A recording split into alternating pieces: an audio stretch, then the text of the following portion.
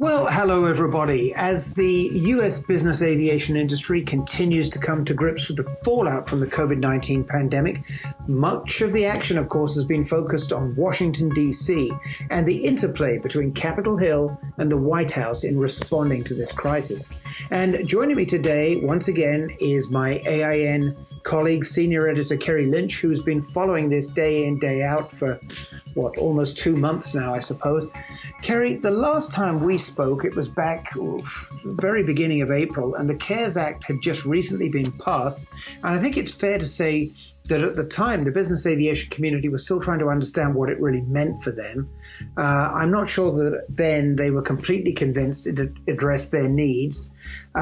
So first of all, in the intervening 6 weeks, how would you say things have moved on in terms of how the Act's been implemented and what aspects of it have proved to be a help or, God forbid, a hindrance to the industry? Well, Charlie, I'll start off by saying I'm sure there are businesses still trying to figure out what it means for them.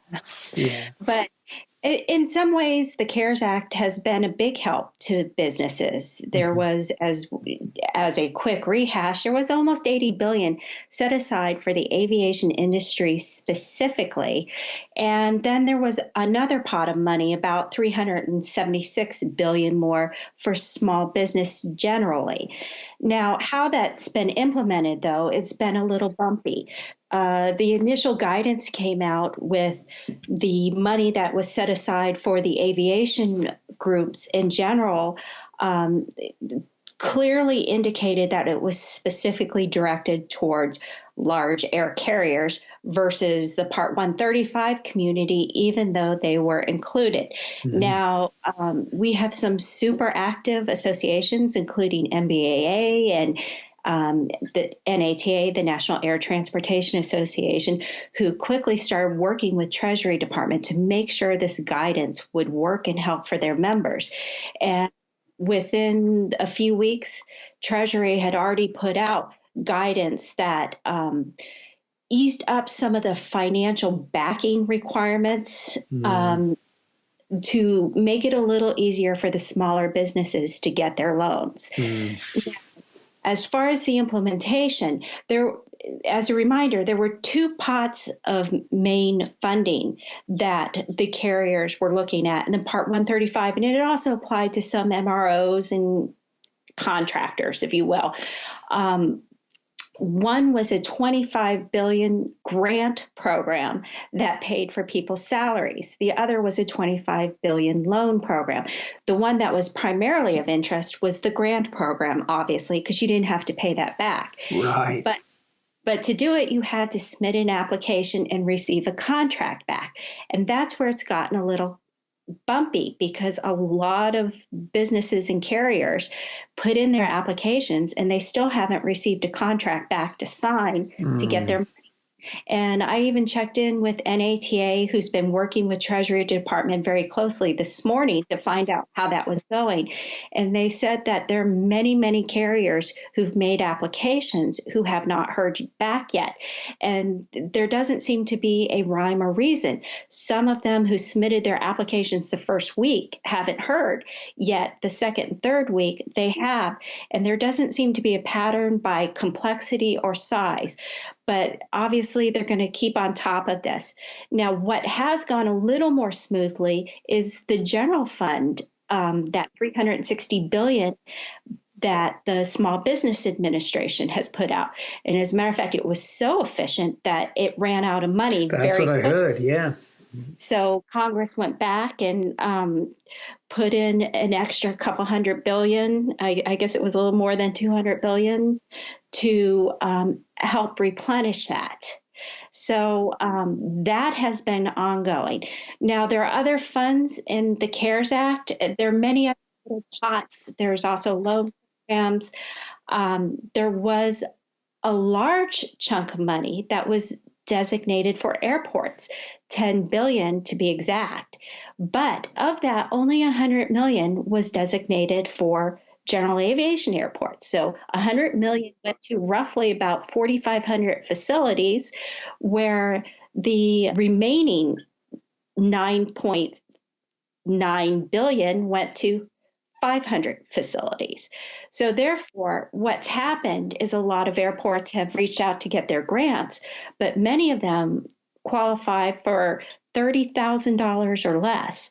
And that's really hard when you're looking at operations that have dropped between anywhere 75% to 95%.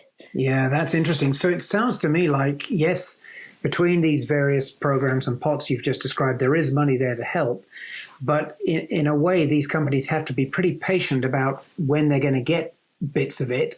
And also, some pockets of it aren't huge amounts of money. There might be a little contribution to the general relief of a company, but it's only sustaining income, I suppose. And if this crisis were to continue for a long time, it wouldn't necessarily be enough to keep the industry going.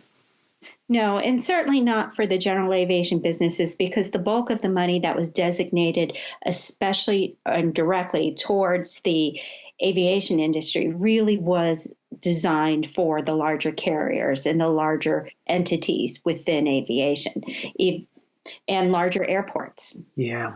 Now, one particular thing I heard about, tell me whether or not it's of relevance, is that there was some change or renewal of the net operating loss tax that I believe, could be of some help for people trying to buy and sell aircraft. Has that been a factor, do you think, in the business and general aviation sector?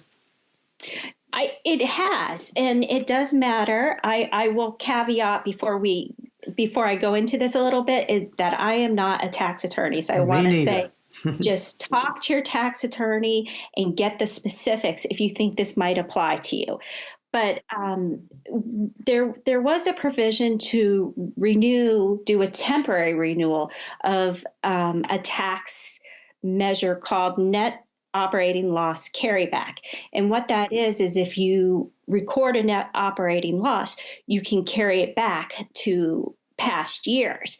And this is important for a couple of reasons. It under the provision, you can carry it back to 2015. At that time, the tax liability was higher for businesses than it is now. So you paid a 35% income tax rate. And instead of now, because in 2017, Congress changed the tax laws to lower that rate to 21%. So you're taxed on a higher percentage of your income. So you stand to get a greater refund or credit towards your taxes if you carry it back further. So the way it works, though, is you can buy a plane, and if you take 100% bonus depreciation, you can record that as a loss and then carry it back by certain years. Now, if you ask me further details, I'll get into trouble real quickly. But the important thing to know is there is a tax measure that may be helpful to certain companies depending on their certain tax situation. And it really would be helpful for them to talk to their tax attorney. A couple things to know about this is the measure, the net operating loss carryback, is not new, but it did expire in 2017. So what Congress did is they renewed it for 2018 and 2019.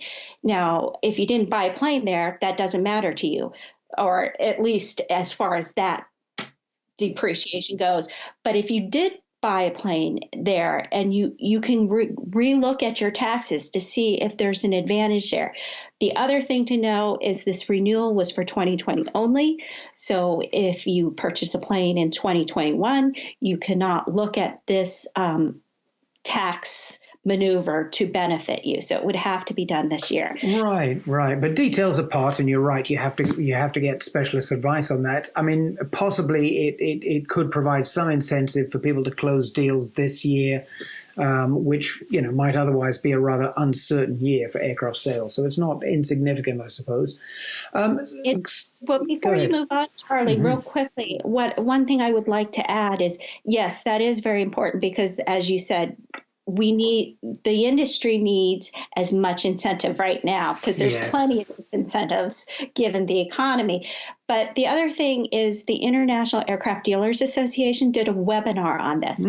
So it might be of value to go back on their website and check out their webinars and go and listen to what they had to say. They are following this very closely. Yeah, that's a great suggestion. So overall, Kerry, the industry associations in particular have worked with government, specifically the Treasury Department, to try and make these packages as effective as possible for business aviation. Are there still other things that the industry is asking the government to do to help? Are there other things or changes or relaxations that could still come from government that would help industry get through these unprecedented times? Well, there's always hope. Yes. No, there is a number of things they're still asking for, and they're going to throughout the year. They don't expect this all to be happening right now. One of the biggest things, and I referred to this earlier, is airport funding. The airports representatives were up before the Senate Commerce Committee, I think a week ago, talking about they need at least as much money to continue operating because their funding sources are all dried up. There's just no traffic at their airports. And so, and the good thing is there's a strong recognition that the general aviation facilities, by and large, got the crumbs, and they're a vital part of this ecosystem, and they need as much help and financing as possible. And speaking of airports, one of the major things that have come up are a lot of the businesses that operate under airports aren't getting revenue and are having a hard time making their lease payments. So, and that's putting them in danger because they have, that's a big vulnerability for both the airports and the business, because there are agreements about minimum income that you have to make when you're on these airports, and the airports use that lease revenue, especially smaller facilities, to fund their operations. So if they can't get the money from their tenants and the tenants can't pay, then it imperils both the tenant and the airport. So one of the things NATA has, raised the flag on this issue, and they're hoping to get at least some leniency or flexibility. And they've suggested that perhaps the government refund airports what they're losing out from their tenants and maybe taking the pressure off the tenants as well. Another issue, and one of the things that was in the CARES Act, is tax relief from the excise tax affecting carriers, and that includes the 7.5% ticket tax and some fuel taxes. But it only applies to carriers. It does not provide. You mean airlines, right? Yeah. It goes to airlines, well, any carrier, Charlie. It does apply to the Part 135 who pay taxes as well. But what it doesn't apply to is fuel taxes that private aviation pays. So while the fuel taxes were suspended for the carriers, it wasn't for private aviation. And a suspension of those taxes would be a big boost for part of the industry that, as you know, has slowed way down in operations. So NBAA has been really active in trying to get funding in that area, or not funding, but getting relief in that area. Yeah, and that's a good point. And, not to seem like I'm looking for trouble, but it seems to me with some of these things like lease payments coming due, we perhaps haven't yet seen the full extent of this in terms of how this could play out. I mean, this crisis, certainly in the US context, has only really been in play for 6 weeks. And, some of those lease payments and other financial pressures may not have even reared their heads yet. So very important, I'm sure, that the industry stays collectively focused on this. Right. And it's also very important because, like you said, we haven't seen the full impact of it. So we have a lot of economic uncertainty in front of us. And especially with business aviation, flying is so closely tied to the economy and how the companies are doing and how their owners are doing, that any incentive to lower the price of operating is a good thing to help keep the industry moving. Yeah, good point. And so, here we are. And as we speak, the lockdowns that have applied in different states are beginning to lift, in some places more than others and in rather complicated ways. And yet at the same time, I believe Congress is discussing, yet more legislation that's meant to help out. Do we think any of that fresh legislation could help the industry? Is it just sort of adding to what's already there, if you like? I do think there is more help on the way. When it'll come is a little uncertain. There was a big bill called the HEROES Act, which is the Health and Economic Recovery Omnibus Emergency Solutions. And yes, I did have to. Well done. I don't have that memorized. But that was introduced yesterday, May 12th. Mm-hmm. And the prospect of that bill is dim because the Senate has said they're in no hurry to take up another relief act. However, they are sympathetic to the plight and will revisit probably in June. So while this may not move immediately, it'll move in the House. I think they're going to vote on it in a couple days. But even though it may not move until June, some of the concepts of that are very important to follow because they may carry forward in another package and maybe in June. So some of the things in there that kind of indicated the priorities of at least House lawmakers was a measure to help replenish the Airport and Airway Trust Fund. Oh, yeah. And this became a big issue and was an unintended negative impact of the CARES Act, because when you have a tax holiday and you have a lot of additional money going out to airports, you're going to deplete the trust fund. So the trust fund, just as a little explanation, is funded by all those excise taxes that I just mentioned. Holiday, and it's used to pay for most of FAA's operating budget and airports and many other things. So because the industry was pretty strong, the trust fund was strong. At the beginning of the year, there was only almost $18 billion in it. Of that, maybe $6 billion was not committed to anything. That was surplus, if you will. Mm-hmm. And now, with the money coming out to pay for other needs and without money coming in from airline revenue, it's depleting. So the industry became concerned that not only will it not have that $6 billion uncommitted balance, it'll have a negative $3.5 billion balance by the end of the year if something isn't done about it. So this HEROES Act does have a measure to help that out and help the general, and it calls for general treasury funds to go back and funnel back into the Airport and Airway Trust Fund. So that's a good thing, and that's one area of help. Another thing to pay attention to is there was a measure in this calling for a national emergency preparedness plan. And why this is important, and this is something that the states and the airports are very strongly pushing, is because there is no cohesiveness from airport to airport on their approach to handling health and security issues related to the coronavirus. So you could come in from a foreign country from one airport and face a totally different set of procedures and safety and protocols than another. So this is to provide a little more cohesiveness and give a little bit more forward looking as far as a plan on sanitation, on quarantining, on everything involved with helping to protect the passengers, the crew, and the airport workers.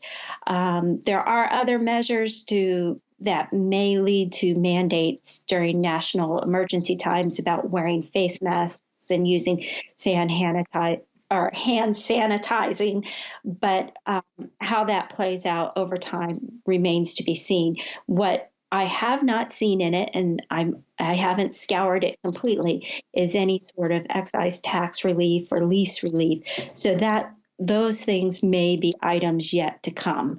Yeah, good point. Well, all this goes to prove, Kerry, is just how complicated this situation is. I mean, in the first instance, it's been all about keeping the industry alive, keeping companies afloat. But as operations resume, gosh, you're right. There are so many aspects to how that's going to be done safely, how that's going to be done in a way that avoids adding to the risk of infection. So God knows, headaches upon headaches by the sound of it.